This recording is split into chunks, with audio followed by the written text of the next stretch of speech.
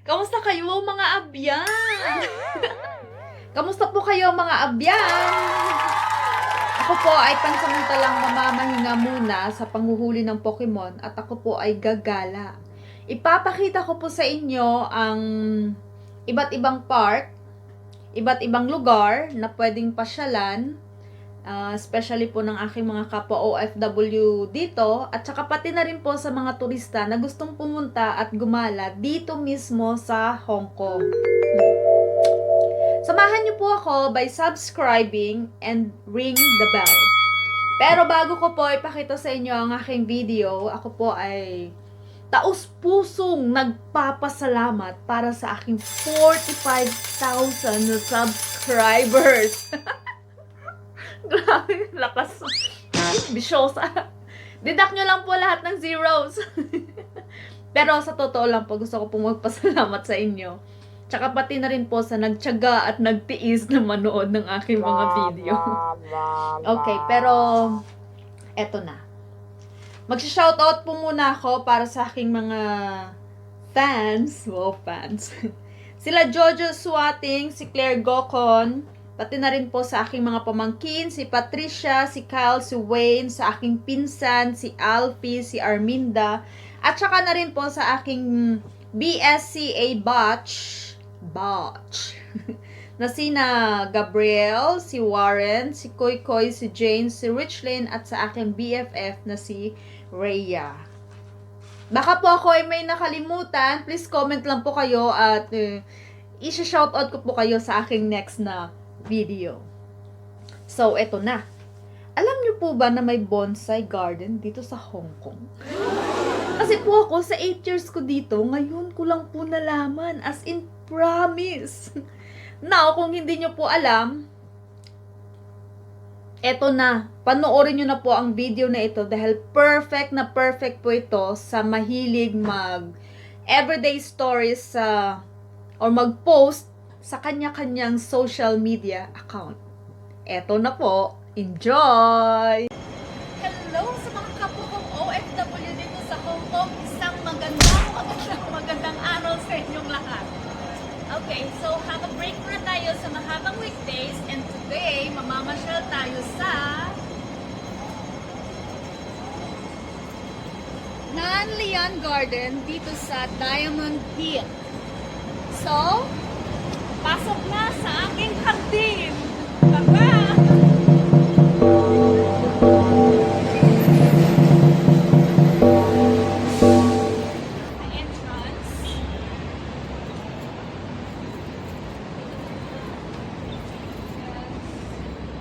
Dito pala sa labas, ito yung directory niya. Ito yung mapa kung saan mo gusto pumunta. Asan ba tayo ngayon? Walang URL. At saka may mga ito yung mga nilalagay nila dito na hindi pwedeng gawin sa loob. Okay? Bawal mamitas, bawal yung tip of the grass.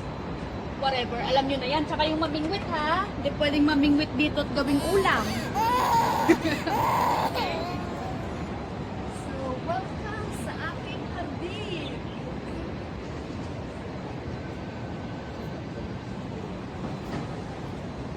Sa totoo lang guys, sa 8 years ko na dito sa Hong Kong, first time ko palang makapunta dito. Look around mo. Oh. Ito yata yung sinasabi nila na bonsai garden dito sa Hong Kong kasi talagang mostly daw na makikita mo sa loob sa mga bonsai. Diyos. Katulad nito. Reflect. Magkasimpula. Diba? Tsaka huwag kayong mag-alala, lalong-lalo na pag yung medyo pandakin, katulad ko. Diba? Pag yan magkaprutas, abot na abot mo. Let's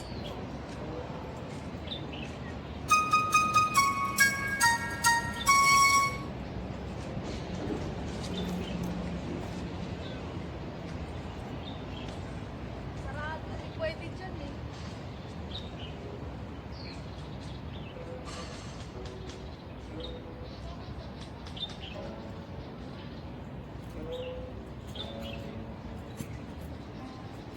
As in, entrance pa lang, maa-amaze ka na.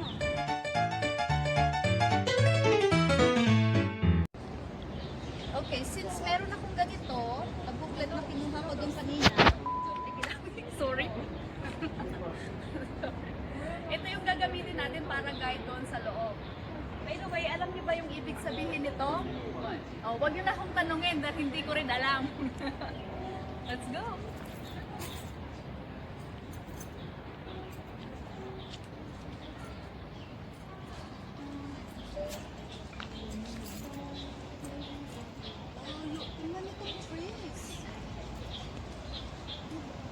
May ideya kaya kayo kung ilang years nilang pinatubot, pinalaki ito? No? Tsaka pansinin nyo, sa kada puno, meron talaga siyang alambre na nagsusupport sa kada sanga ng puno. Katulad niyan. Katulad niyan. Kada ano talaga, ito. Katulad niyan. O, diba? Para mahila yung puno, yung branch, mahila pababa. Kasi pag hindi to nilagyan ng alambre, syempre yung branch niya o yung sanga niya, gagalamay lang yan kung saan komportable, di ba? Pero kasi tinawag nga siya na bonsai kasi kung ano yung gusto mong form ng kahoy, makukuha mo. Ikaw yung magkukontrol sa sanga. Di ba?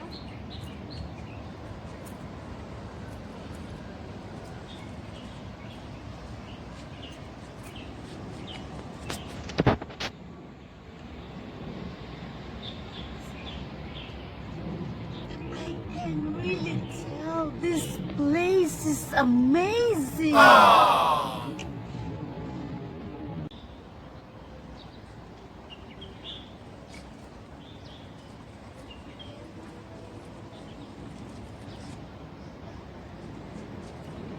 Papasok tayo ngayon sa loob ng Chinese Timber Architecture Gallery.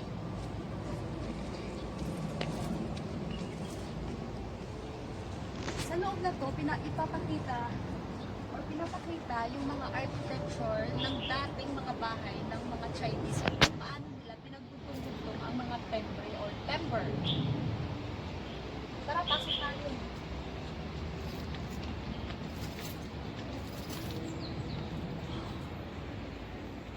Malamig sa loob. Kaya pag naiinitan kayo, pwede kayong dumiretso muna dito hinga sandali. Oh, by the way, ito, pinapakita nila dito kung paano nila kinakat, kinugulma, and then kung paano nila pinagdudugtong. Matibay ito. Yan. At ito, yan. Tsaka ito yung example. Isa sa mga example ng mga architecture nila natin. Okay. Pwedeng pakipunan yan.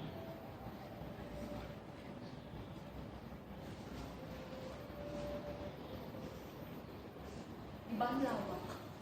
Ang lawak sa loob. Diba ang lawak sa loob? Pwede kayong mag-disco. Pero wag.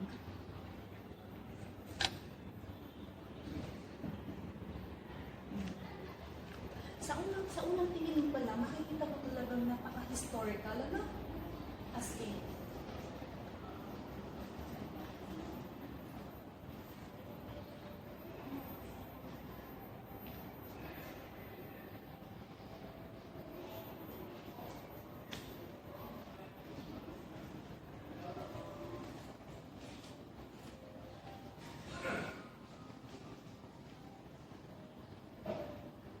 Itong tinatawag nila ng pagoda.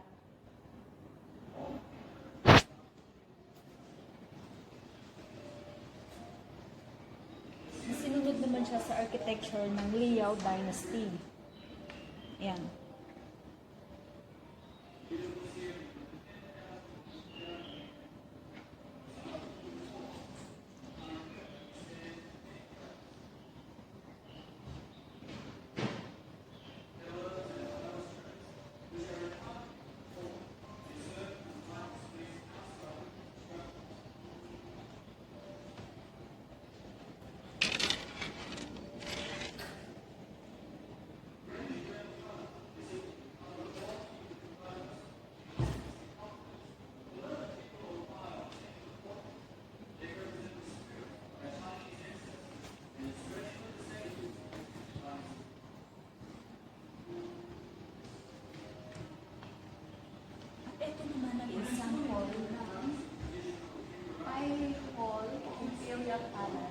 Beijing, China.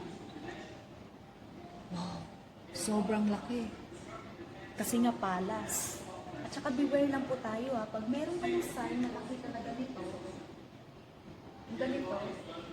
please do not touch. So please obey. Lalong-lalo na sa mga kapwa ko Pilipino ha, mga curious dyan. Pag sinabing bawal, bawal.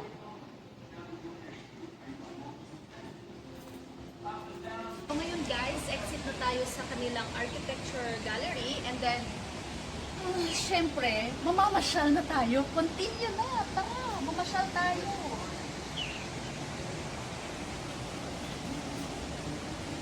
Kita niyo talaga, kaya kung ako sa inyo, mga fellow to OFW, you know, kaysa sa naman magtambay kayo dun sa gilid ng daan, mausok, tapos maingay, bakit hindi na lang kayo pumunta dito sa Nan Lian Garden? At least, di ba, fresh yung oxygen, diba? Away from pollution, pollution.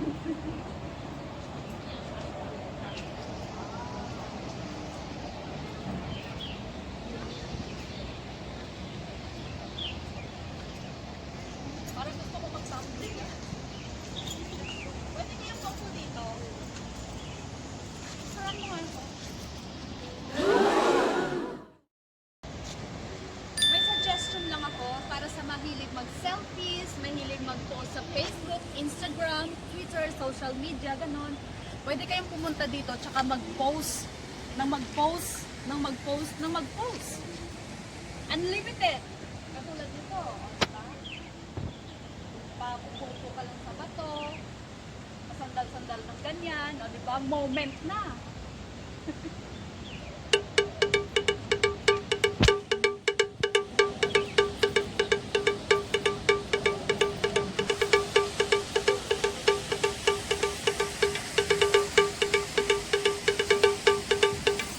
Wow, my balls!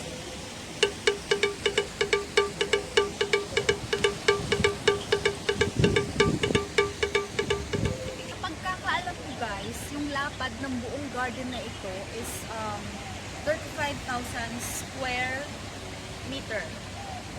Yung lapad ng buong garden. So imagine mo kung gaano kalapad ito.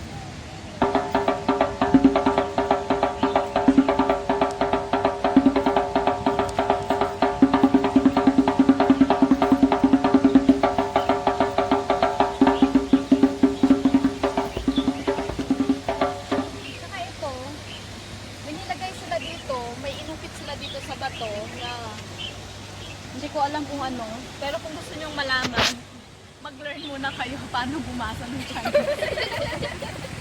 Yung classical garden, classical Chinese garden na tinatawag, is yung may ganito, may tubig, may falls, may lagoon, may mga bato, may mga halaman, puno. Tsaka ito yung sinasabi nila dati na, yung sa mga Chinese ba, di ba kadalasan sa mga imperial dati, na ano, na nagpapa-impress sila, palakihan ng garden, nagpapa-impress sa mga bisita, sa mga kapwa din nila na, ano ba tawag mo dun sa kataas-taasan dati? Mga celestial, ganon.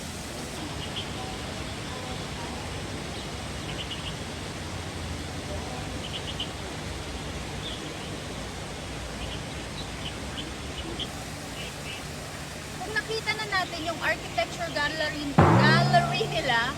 Ngayon, makikita naman natin yung kanilang pavilion.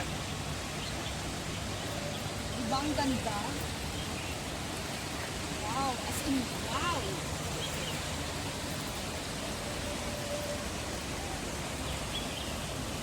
Nakita niyo tong sign na to? Ibig sabihin, that way. Ayan o, yung arrow.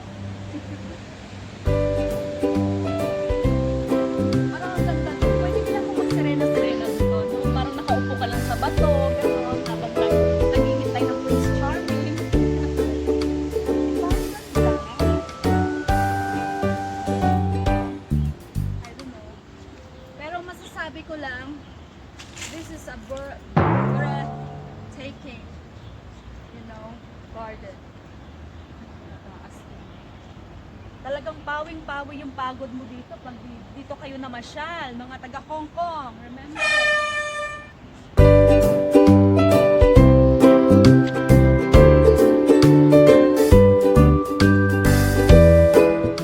Tingnan niyo yung patong to, parang balat ng dinosaur. No? Di ba? Iba yun yung mga balat ng dinosaur, may mga sharp ends.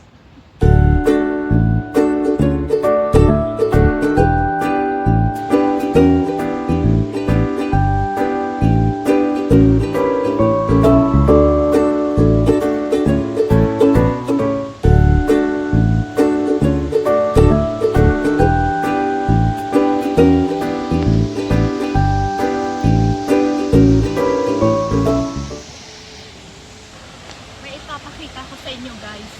Kung sa Ilocos may windmill, dito naman sa Nan Lian Garden may watermill. Charot.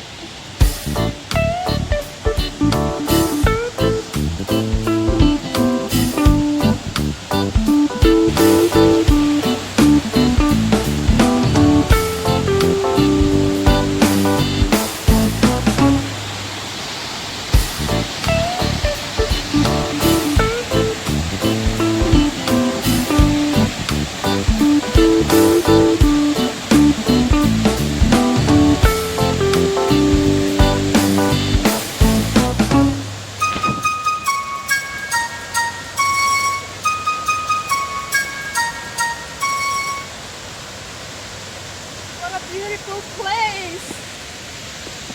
Yan yung sprinkler na tinatawag at yan yung ginagamit nila para diligan, para ma-maintain yung buhay ng mga damo. Diba? So ganitong kainit na panahon, so I guess from time to time, binubuksan nila yung sprinkler para syempre, tayo nga nauuhaw, diba? Syempre yung halaman din. Strict pa.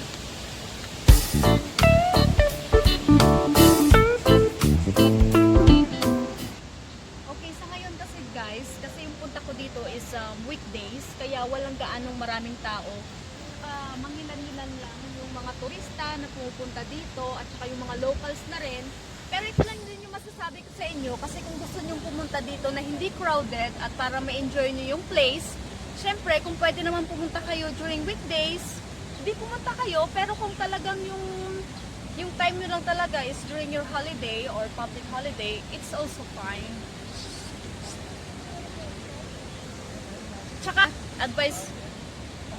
Tsaka, isa pa pala, advice ko sa inyo, kasi nakailang sita na rin ako, no? As in talaga, gumamit kami ng selfie stick, bawal daw yon. Okay?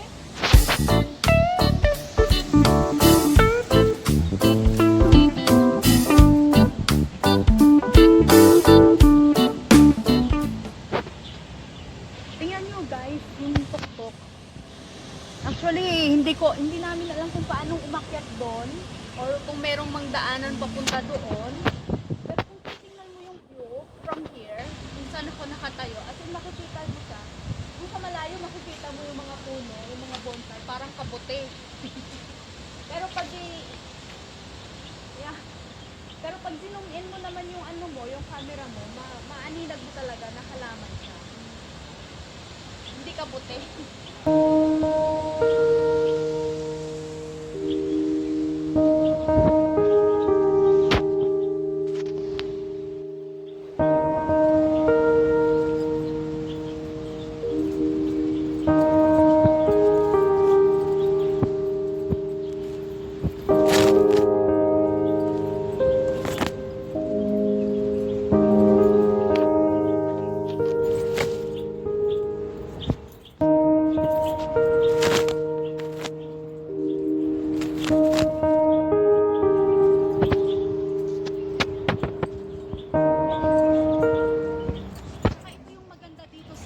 Garden na to kasi kung nasa alanganin kayo ng inyong pakiramdam, toilet. Saka meron ding tubig na pwedeng inumin.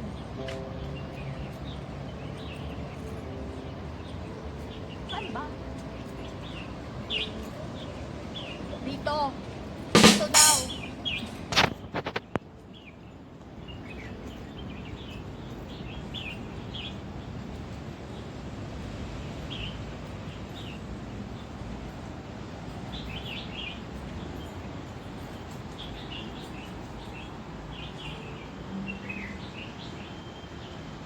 water dispensers nila. Kung saan pwede tayong uminom. Ito. Teka lang, di ko alam. Yun yung ba yun? Ganon. Pag nauhaw kayo, punta lang kayo dito. Safe na inumin to. Watch.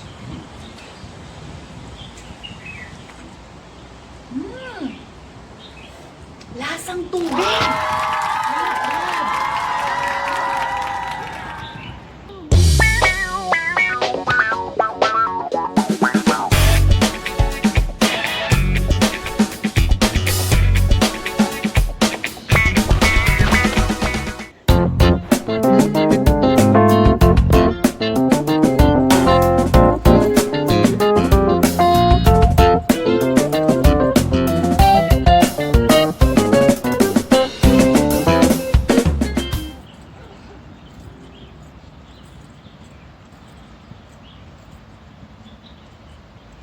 Pa-exit na tayo ng garden.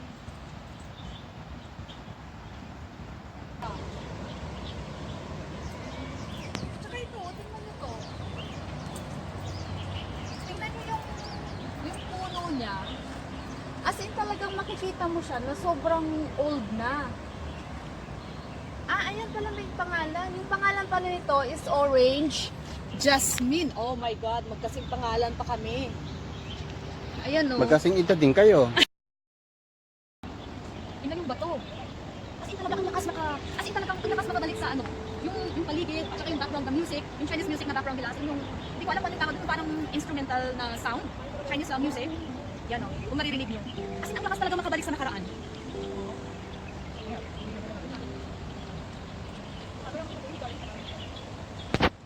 Picture sa pavilion.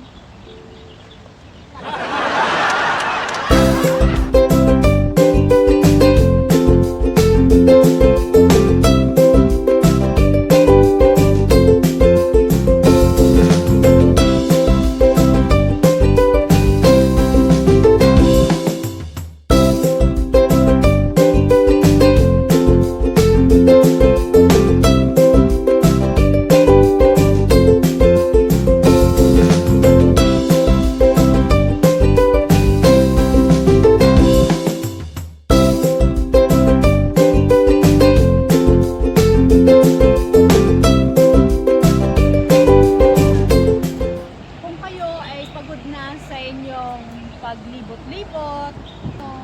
Kung kayo ay pagod na sa kakalibot, welcome sa pahingahan at upuan. Ang gandang maupo dito, ang lamig. Talagang maano mo na sobrang fresh ng oxygen na ini-intake.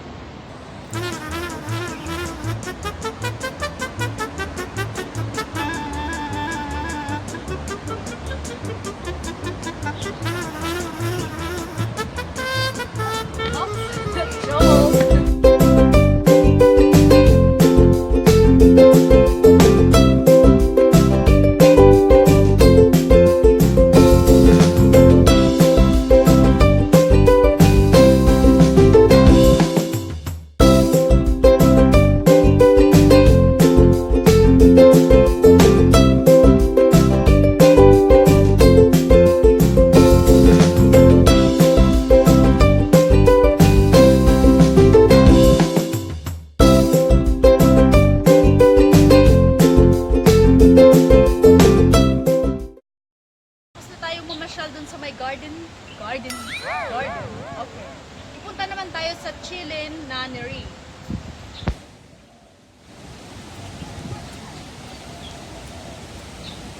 Iba't ibang klase at uri ng stones. Hindi kaya nandito galing yung bato ni Darna? Do you think?